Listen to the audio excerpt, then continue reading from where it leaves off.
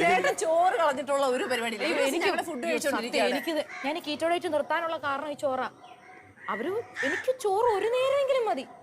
അവസാനം ഞാൻ ആ ജിമ്മിലോട്ട് പോകാണ്ടായി. നമുക്കത് മാക്സിമം എന്ത് സംഭവിക്കും? നമ്മൾ കുറച്ച് മെലിയും, ഇത്രയല്ലേ ഉള്ളൂ. അല്ലല്ല, ചോറ് കഴിക്കാതെ നമ്മൾ കുറച്ച് മെലിയും. അതിനുവേണ്ടി നമ്മൾ ഏറ്റവും ഇഷ്ടമുള്ള ഒരു കാര്യം വേണ്ടെന്ന് വെക്കേണ്ട എന്ത് കാര്യമുള്ളത്?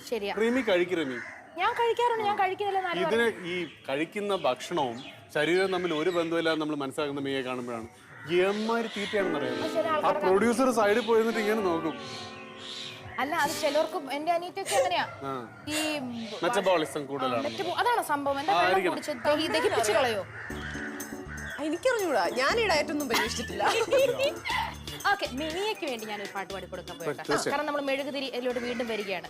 മിയ എന്നൊരു കുട്ടിയെ കാണുമ്പോ തന്നെ എല്ലാവരും മനസ്സിലൂടെ നേരത്തെ ചേട്ടനോട് ചോദിച്ച പോലെ വരുന്നത് ഈ ഒരു സിനിമയും ഈ ഒരു പാട്ടുമായിരിക്കും. ഒരു